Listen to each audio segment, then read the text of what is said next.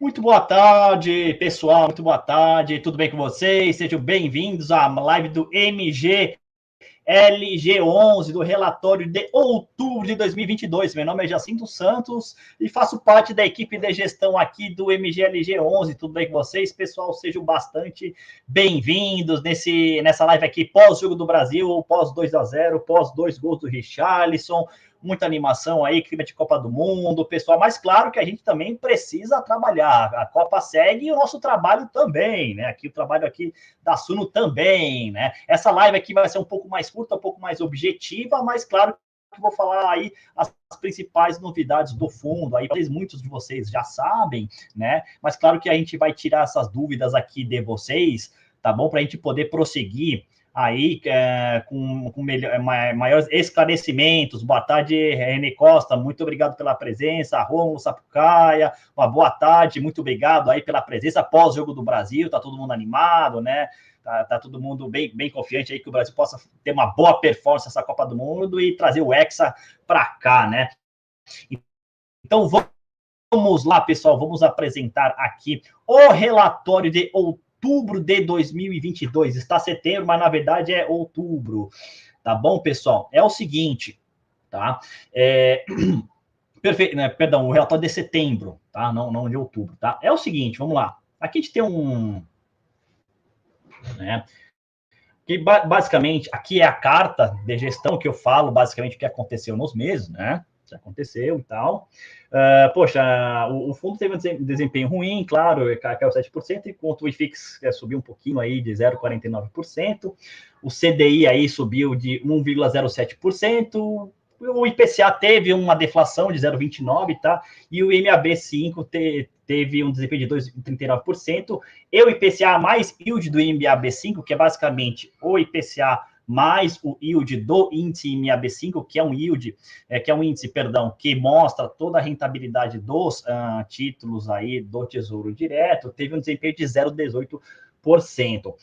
Tá bom? É o seguinte, os rendimentos aqui, né, do fundo, tá? Antes de falar dos rendimentos aqui, basicamente, a gente acredita que dois fatores estão prejudicando a performance do fundo, que é basicamente aí a baixa liquidez do ativo, né? O ativo ele negociava mais ou menos 100 mil reais por dia, hoje baixou um pouquinho, baixou para 35, 50, mais ou menos, tá? E o que acontece é o seguinte, quando você tem uma baixa liquidez, por exemplo, quando você envia uma ordem de compra, ou seja, de venda, a depender do tamanho dessa ordem, ela tem um impacto significativo sobre o preço da cota. Né? Porque, por exemplo, a pessoa ela pode ter, assim, vamos dizer assim, uma boleta, né, um volume pequeno, mas dada a liquidez baixa do ativo, isso pode ter um efeito significativo, tanto para cima quanto para baixo, tá? E aí o segundo motivo, né, basicamente o seguinte, a gente tem um bom caixa ainda para usar, tá? Só que a gente está finalizando algumas negociações aí para realmente destravar aí valor, podendo reduzir a alavancagem ou quiçá, fazer mais um novo ativo profundo, tá bom? Vamos lá. Bom, o rendimento a gente teve em 35 centavos aí por cota, tá? Bastante assim tranquilo, assim, em relação ao que a gente pode oferecer. Claro que é uma distribuição um pouco menor de 50 centavos, 60 centavos, poucos meses atrás, mas ela tende a ficar um pouco mais estável daqui para frente, com poucas variações, tá bom? A gente pode, em alguns meses, ter 33 centavos, mas 35 é o que a gente vai tentar aí fazer um mínimo de distribuição, tá? Então, realmente, daqui para frente deve ser assim, tá? Lembrando que, né, pessoal, a gente preferiu fazer dessa forma, tá? Assim, linearizar perto aí de 35, ao redor de 35, porque dessa forma a gente consegue fazer as provisões dos impostos das espécies e também fazer a distribuição para o cotista. Tá bom? De uma forma assim, pode ser até um pouco mais baixa, mas mais linear. A gente vai tentar fazer essa linearização aí dos rendimentos. Tá bom? Aí é o seguinte, as possibilidades de caixa do FII, como eu disse, né, são duas possibilidades, né? Você, basicamente, a gente tem a possibilidade de fazer uma amortização extraordinária, tá? O que é uma amortização extraordinária, para quem não sabe, tá, pessoal? É o seguinte, a amortização extraordinária, né, basicamente, você faz um pagamento de principal de dívida fora do cronograma pré-estabelecido no termo de securitização da dívida, tá? É porque é o seguinte, a dívida, geralmente, uma dívida, ou no caso do CRI, ele tem todo um cronograma que você paga a amortização do CRI mais os juros, né? Lembrando que essa amortização, ela tem inflação, ok? Que é o saldo do devedor, tá? E daí, você paga a amortização, aí, por exemplo, se na outra pronta tiver um fundo imobiliário de CRI, se eu já sinto aqui que eu sou o devedor, eu pago a amortização junto com a inflação e os juros, você, do outro lado, o investidor, vai receber inflação e juros aí do CRI que eu sou devedor, entendeu? Então é o seguinte, é a parte da dívida que não está no cronograma do termo de securitização. Tá? É a amortização extraordinária. E a gente pode fazer isso, tá? E se a gente fizer isso, a gente reduz a dívida, né? E libera mais espaço em reais para distribuição de rendimentos, tá? Uma outra alternativa é comprar mais ativos, porque você traz mais rendas de locação, você traz aí, vamos dizer assim, mais rendimentos, tá? Lembrando que o seguinte, tá? O uso do caixa, por exemplo, que a gente tem, que tem uma quantidade razoável aí, né? A gente vai usar esse caixa, né? E muito provavelmente pode entrar alguma receita de novos ativos ou se tem uma redução de despesa aí, a gente tende basicamente a ter uma pouco mais de segurança da distribuição, mas não necessariamente vai ter um aumento significativo da distribuição de rendimentos, tá? A gente equaliza melhor o fundo, mas não necessariamente isso pode ter mais rendimentos. Isso vai depender como você tem, por exemplo, várias cotas do fundo, as emissões, enfim, isso depende, tá bom? Mas assim, em termos de LTV, o fundo ele fica um pouco mais saudável, né? Bom, vamos lá. O mercado de galpões logísticas do terceiro TRI, assim, a gente ainda está vendo bons sinais ainda, né, do setor de logística. Temos aí, basicamente, para os ativos AAA, né, uma situação bastante interessante. Você ainda tem uma absorção interessante. Você tem, por exemplo, muitos ativos assim, sendo entregues e locados, porém, né, a gente precisa alertar, e eu falo aqui no Instagram, é que é o seguinte, né, algumas regiões, como por exemplo, Cajamar, tá, você está tendo muitas entregas de estoque de alto padrão, isso pode fazer com que o preço daquela região ele fique estável por um tempo, até você ter uma alocação muito assim, significativa. Tá? Então, atenção a essa região de Cajamar aí, tá? Então, assim, eu já sinto que prefiro Guarulhos, por exemplo. Acho uma região melhor do que Cajamar, porque colado na cidade de São Paulo, você não tem pedágio, tá? E o trecho de estrada é muito baixo, sendo que você pode ir pelo bairro também, né? Então, assim, atenção a essas regiões, tá? Assim, logística, escritórios, tá? Ele, assim, é muito atrelado, claro, também ao PIB, a taxa de juros, mas ele é muito atrelado à dinâmica da micro-região. Então, se a gente estudar a micro-dinâmica da região, a gente vai ter aí, muito provavelmente, tá? Um insight, uma visão sobre aquele imóvel que nos dá mais acuracidade para, por exemplo, formar um preço de locação mensal. Ok? É o seguinte, no Rio de Janeiro, aí, né, o Estado apresentou absorção líquida negativa, ou seja, teve mais devoluções do que locações, né, devido à entrega de um espaço que teve na cidade de Duque de Caxias, tá? E aumentou a vacância aí para 24,4%, tá? E sem falar que a região ali de Queimados e Seropédica, que é uma outra região, mas ainda no estado do Rio de Janeiro, a vacância chegou a 29,2%, tá? Então, é o seguinte, só que, né, como eu disse, né, aumentou a vacância porque teve devoluções, mas tem um ponto muito importante. O Rio de Janeiro não apresentou, tá, conforme aqui Ocean Week, né, novos empreendimentos logísticos, tá? O que acontece? Tá ok, claro que é grave quando você tem uma maior devolução, enfim, né, assim, a gente fica um pouquinho inseguro quanto ao preço da locação, porque quanto mais devoluções, mais fases disponíveis, e o preço da locação ele deixa de subir, né? Mas, por outro lado, como não teve empreendimentos entregues, né? Então, assim, a gente tem que esperar um apetite por locação. Tá? Se tivesse apetite de locação e nenhuma entrada de empreendimento, o preço ele tende a subir. Agora, se a gente não ver isso, ele tende a ficar estável. Se a vacância subir em um patamar acima do histórico, o preço começa a cair. Tá?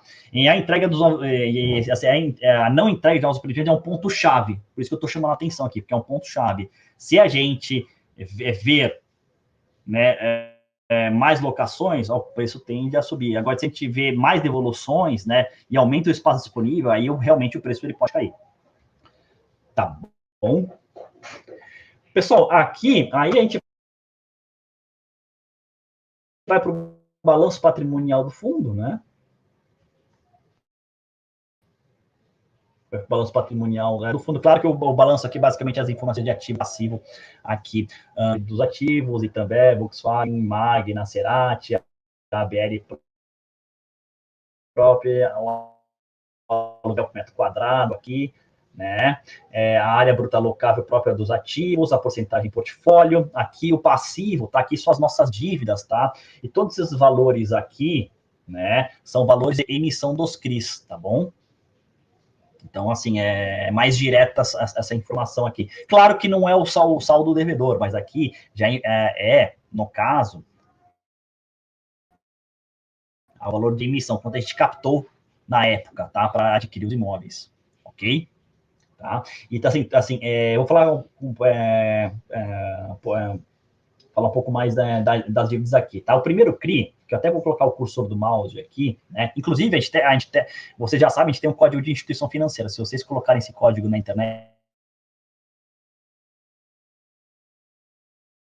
no Google, por exemplo, vocês conseguem achar, né, securitização da dívida. O que é o termo de securitização da dívida? O termo de securitização da dívida, que é o TS, que a gente fala aqui, nada mais é quais são as garantias, o que está por trás, qual que é o lastro, qual que é a taxa, qual que é o índice, qual é o cronograma de amortização da dívida, quem são os envolvidos na estruturação, tem tudo isso. É um livrinho, né?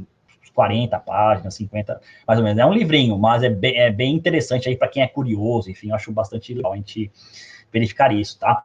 Essa dívida aqui, que é de 90 milhões, roda IPCA mais 6,5. Então, eu acho que é uma dívida, vamos dizer assim, a meu ver, uma dívida barata, tá? É assim, você vê o Tesouro hoje paga IPCA mais 6,2. Poxa, aqui a gente roda uma dívida de 6,5 com spread de 0,3 em relação ao Tesouro.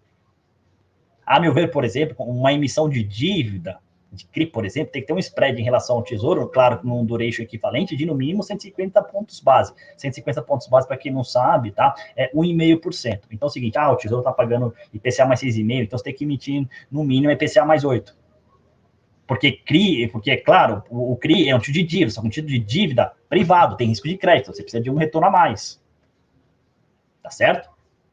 Aqui os outros dois, tá? Aqui é o mesmo CRI, só que é dividido em tranches diferentes, tá? Um aqui roda IPCA mais 8,5, tá? Que essa aqui é a tranche, aqui é a tranche sênior, que tem preferência no recebimento dos pagamentos. E aqui a tranche subordinada, que roda IPCA mais 9,5, que é 9 milhões e 800 mil, um volume bem menor. Tá? Só que, como esse aqui é o mesmo CRI, tá? Se a gente fizer o ponderado, dá 8,68% ao ano, que é uma dívida que eu considero ok, num preço ok considerando o cenário de hoje. Tá bom, pessoal? Tá? Aqui eu vou ser um pouco, vamos dizer assim, mais, objetivo, tá, pessoal? Porque eu vou apresentar novidade também, falar um pouquinho das modificações que a gente está fazendo profundo, tá? Que saiu aí o fato relevante e o edital de convocação para a Assembleia do dia 29 e no dia 14. Tá? Então é o seguinte, o fundo tem essa estrutura, tá? Hoje. Tá bom? Essa é a estrutura do fundo, tá? Jacinto, eu vi aqui, por exemplo, que tem um ativo supermarket, ativo vocês vão devolver ou não? Estamos em negociações, tá? As negociações não estão fáceis, mas realmente, mas a gente ainda não temos uma decisão final, porque ainda estamos em negociações. Piada, tá? Para assumir uma dívida, porque, novamente, o fundo imobiliário não pode dar garantia de dívida. Então, no comecinho, você precisa criar uma SPE. Tá certo, pessoal? Então, nas SPEs, elas assumem as dívidas, os imóveis ficam lá dentro e eles são dados em garantia, tá? Que é a alienação fiduciária, tá bom? Aí, e o MGLG, né? Ele é o único sócio dessas SPEs, ele é o único sócio, tá? E aí ele recebe cotas de participação nessas peças, tá bom? E assim você constitui o fundo, tá bom? Aqui à direita, tá? A gente tem aqui, basicamente, como funciona as SPs são empresas, tá? Ela tem um regime de lucro presumido de tributação, a gente tem a resta dos aluguéis, todas as despesas operacionais, financeiras, juros de amortização, os impostos PIS, COFINS, CSLR, PJ, tá? E o lucro que é remetido para o MGLG, tá? Mês a mês, tá bom? Então, essa... Tá bom, pessoal? Então, vamos lá. Eu acho que eu vou contar uma novidade aqui, tá? Mas antes eu vou entrar aqui no perfil da dívida.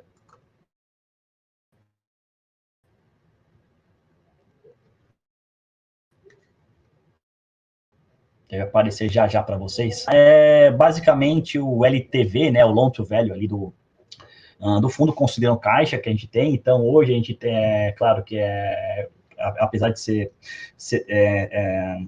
assim, setembro, né, e daqui a pouco vai sair o relatório de outubro, tá? A gente está em 61,24% de dívida de alavancagem. Tá? É uma alavancagem que sim, eu considero alta, e eu já falei para vocês que, assim, que esse fundo está precisando de uma reestruturação, e esse fundo não é para todo tipo de investidor, tá? Esse fundo ainda pode passar aí por algumas alterações significativas, entre elas aquela que saiu do dia 14, tá? Entre aquela que saiu do dia 14. Então, e isso é todo cronograma aqui, tá? Isso aqui é todo o saldo devedor dos dois CRIs, tá bom? Todo o saldo devedor aqui.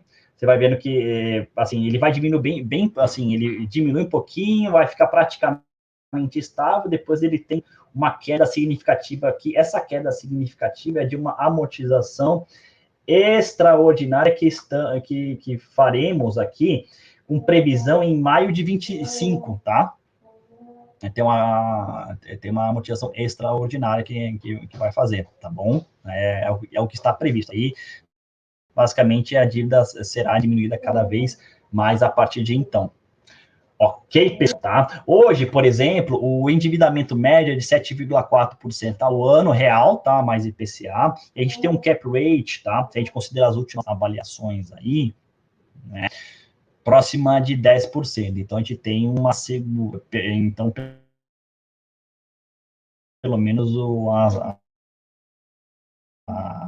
aluguel consegue aí pagar aí o custo do endividamento, tá bom? E os juros de cada CRI, tá bom, pessoal? Bom, pessoal, e então a, a novidade aí, né, que foi anunciada, que é o rating aí né, tá? Que até a gente colocou o nome de Sunimob, tá? Que é uma classificação dos ativos imobiliários, semelhantemente àquela de risco de crédito, que, por sua vez, mede a qualidade creditícia das organizações empresariais de títulos de renda fixa, né? E qual que é a finalidade? É medir a qualidade dos ativos, tá? Segundo critérios estabelecidos pela equipe de real estate e estruturados daqui da Suno Asset. Lembrando que é a nossa primeira versão, tá? Então, a gente pode ter aprimorações, né? Daqui em diante, tá bom?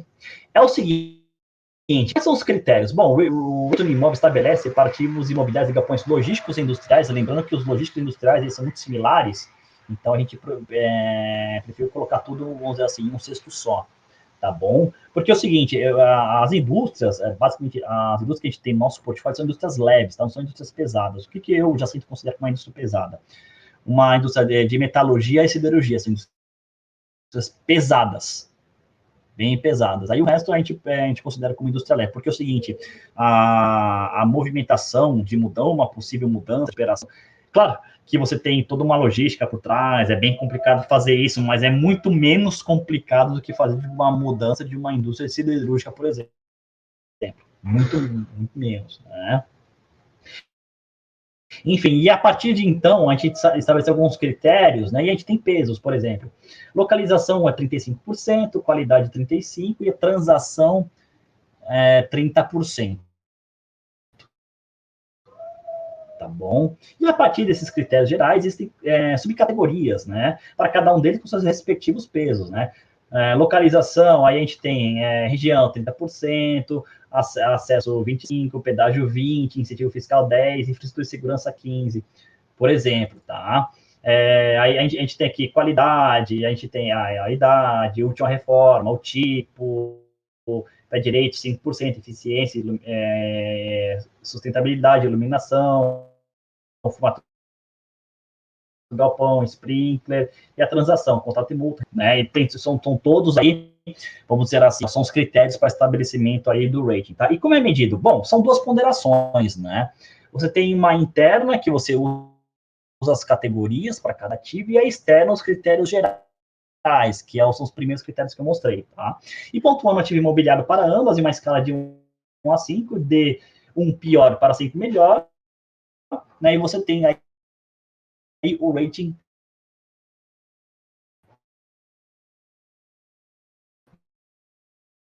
do ativo, tá?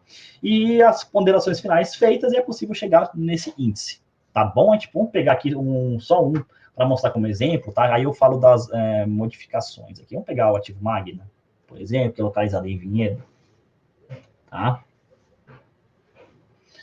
Então, é o seguinte, tem aqui, tá? Do ativo Magna, deve estar carregando aí para vocês, tá? Então, a gente tem aqui qual é a nota final, localização, transação, né? Aqui final, e a gente tem a final, tá? Pegando todos os critérios, colocando aqui, a gente tem uma nota final de 3,6 aqui. Então, acho que do relatório, tá? Que eu queria mais aqui, eu vou falar sobre, basicamente, né? A assembleia que a gente chamou, tá? Para fazer as modificações no fundo. É o seguinte, tá? A gente vai. A gente chamou no dia 14 agora, né? Uma AGE, né, uma proposta para fazer algumas alterações no fundo, na terça-feira, tá? Os links para a votação já foram enviados, já, então já tem gente votando, tá bom? E, e assim, e é o seguinte, que a gente propõe? A gente vai mudar o nome do fundo, mudar o ticker, mudar o administrador, a gente também vai mudar a taxa de registração geral, a gente vai ampliar o mandato do fundo, tá? Vamos ampliar também a política de investimento e também colocar aprovações de potenciais conflitos de interesse, tá bom? Então, são bastante alterações aí que o fundo vai fazer e está, né, propondo a vocês a votação desses itens para aprovação ou não, tá? São itens bastante importantes para o fundo e precisa ter um quórum qualificado, né? O quórum qualificado aí é o de 25%, tá bom? E fazendo isso, a gente deve mudar aí, né, para o administrador e muito provavelmente já no meio aí do mês que vem, em mês de dezembro, a gente já tem a mudança do administrador, se der tudo certo. Tá bom, pessoal? Tá? Então, eu acho que é isso, tá? Acho que você a live vai ser bastante curta. Hoje, essa aqui é a página dos imóveis, para quem não conhece, aqui do R. É um do lado do outro, que fica em Vinhedo, e perto da rodovia Anguera. Vocês podem aqui no chat, por favor, colocar algumas perguntinhas que eu vou responder. Tá bom? E tirar as dúvidas de vocês sobre o fundo. Ok, pessoal? Fiquem à vontade. Tá? Para fazer as perguntas, fiquem à vontade, fiquem à vontade. Vamos lá, deixa eu subir aqui a barra aqui dos comentários. Boa noite, Renê, Rômulo. Cláudio Miranda, mas trimestralmente terá reduções por conta dos impostos das espécies. A gente está tentando não fazer isso, tá? E muito provavelmente não vai fazer porque agora a gente conseguiu equalizar ali e provisionar isso, tá? De forma que não impacte os rendimentos, tá? A gente tá bem, praticamente a gente já conseguiu fazer isso. Tá bom, Cláudio? Romulo Sapucaia, acredito que o atual cenário político, os FIIs podem ser grande opção de segurança em 2023. Claro, Romulo, que eles vão sofrer um pouquinho por causa da insegurança, enfim, né? Até a nomeação aí do Ministério da Fazenda, vão sofrer um pouquinho pelo alto nível da Selic, do custo de oportunidade que a gente tem aqui no Brasil, que realmente é muito alto e é difícil de competir, tá? Só que o seguinte, qual que é o meu racional? Poxa, é uma oportunidade para você comprar bons ativos a bons preços, tá? Uma margem de segurança significativa. Significativa. Vou dar um exemplo. FIIs de CRIs tem muito desconto. MGLG, assim, tá com desconto. Assim, tem todos os... assim, você tem todo, assim, um cenário que favorece bons ativos a bons preços, tá? Então, é o que eu vejo. Porque é o seguinte, claro que em 2019 você teve aquela alta do IFIX absurda, enfim, subiu, o IFIX, se eu não me engano, acho que subiu 36% em 2019, enfim, né? Não quer dizer que não tem oportunidades na época, tinha, só que era mais difícil porque tá praticamente todos os fundos imobiliários subindo, tá? E com uma margem de segurança bem menor. A diferença é que o seguinte, aqui é uma situação, vamos dizer assim, conjuntural e que pega todos os fundos imobiliários, né? Claro que uns sofrem mais, outros menos, dependendo aí do momento. Muito provavelmente o MG tende a sofrer mais porque está no período de estruturação. Mas o seguinte, novamente, muitos fundos imobiliários tá com a saúde interessante e é impactado por isso e assim fica um bom preço com uma boa saúde. Então pode ser que valha uma aquisição, tá? Muito obrigado pela contribuição, Rômulo. Diante Santos, boa noite, pessoal. Boa noite, Tiago. Lúcio Machado, perto de 6 meses depois da emissão, ainda não existe uma definição do que vai ser feito com os recursos. Mesmo tendo um preço médio 45, estou desistindo do fundo. Bom, tudo bem, eu acho que é uma decisão apenas do investidor, apenas sua, do Lúcio. O que eu posso fazer é dar informações. Claro que cada um tem o seu norte de investimento, as suas expectativas, e cada um tem um pensamento a respeito. Sem nenhum problema, tá tudo certo, tá, Lúcio? Obrigado pela contribuição. Diogo César, obrigado por esse conteúdo. Eu que agradeço a sua presença, Diogo. Muito obrigado. William P12, menos é mais, sim, está mais conciso assim o relatório. Também concordo. O Eduardo Xavier, olá, boa tarde, Eduardo, tudo bem? Jacinto, tem uma previsão quando sabendo as votações? Deve sair no mesmo dia, tá? Deve sair no mesmo dia, mas no final do pregão, tá? Eu acho que muito provavelmente a gente deve colocar aí o resultado após aí o fechamento do mercado, tá? Newspaper, boa noite, tá picotando um pouquinho só, tá? Mas normalizou, tá? Acho que muito provavelmente no final da tarde a internet costuma oscilar um pouquinho, pelo menos por aqui. Tá bom? Mas é isso do fundo, tá, pessoal? A gente está fazendo as alterações, claro que não numa velocidade que a gente gostaria, tá? Mas está acontecendo. Eu acho que essa GE do dia 29 vai ser o primeiro passo aí para a gente resolver, pelo menos, muitas operações aí do fundo, tá? A gente dá mais liberdade para a gente fazer tudo aquilo que a Suno pretende fazer daqui para frente com o fundo, tá? Especialmente aí ampliando o mandato para um mandato híbrido de gestão ativa, tá? Lembrando, a gente não vai ter taxa de performance, a taxa de administração geral continua 1%, tá? A gente vai só trocar o administrador da BRL aí para a XP e também a Oliveira Trust como custodiante, tá? Que é o mesmo grupo econômico, inclusive, tá?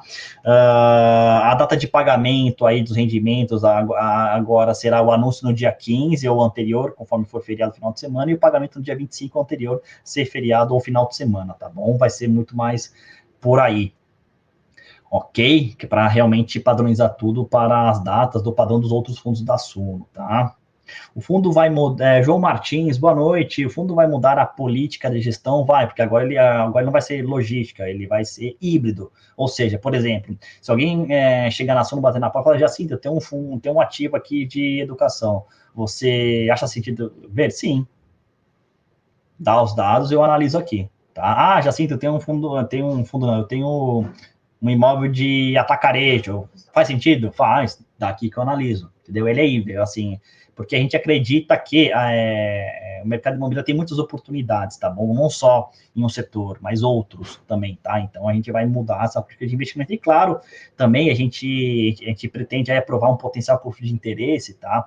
Para a gente aí, por exemplo, fazer algumas aquisições minoritárias, tá? Minoritárias mesmo, tá?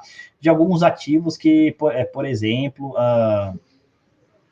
assim, que possam melhorar o carrego do fundo, como, por exemplo, um CRI, né? A gente um CRI que seja uma parte, vamos dizer assim, relacionada do mesmo grupo que a Suno participa, por exemplo, tá bom? Então, mas isso é uma pequena quantidade, tá? Por exemplo, tanto que o mínimo que a Ambima exige para a política de investimento, dado o mandato do fundo, o mínimo é 2/3, tá? Tá bom? Aí você tem até 1/3, vamos dizer assim, para ter um pouco mais de liberdade, mas no mínimo 2/3 ativo de tijolo híbrido. Ok, pessoal? Então é isso. Antes de eu ir embora, que eu já estou saindo, tá? Não se esqueçam que a Black Friday da Suno está encerrando. Tá bom, pessoal? Aqui, ó. Aqui no. Apontar aqui o QR Code aqui, ó. Tá? Na tela do seu celular aqui. Esse QR Code aqui, que tá a Black Friday da Suno. Assine 3 anos, pagando somente 2 anos, tá? Gosto sim do produto da Suno e eu acho que vale a pena para quem, especialmente para quem está começando, tá? Acho muito interessante, uma linguagem bem sucinta, bem direta sobre investimentos. E lá você pode investir em ações, algumas ações internacionais, fundos imobiliários, tá bom? Entre outros, com acesso, por exemplo, à carteira do professor Baroni. Tá bom, pessoal? Então é isso, João Matias, excelente, obrigado e parabéns pela comunicação com cotistas. Poxa, eu que agradeço aqui, a gente tenta fazer o nosso melhor. Valeu, Jacinto, sucesso aí. Poxa, pessoal, muito obrigado. Já tô indo, tá? E até a próxima live, tá bom, pessoal? Muito obrigado, um forte abraço, uma boa noite a todos. Se cuidem, pessoal, até a próxima. Tchau, tchau.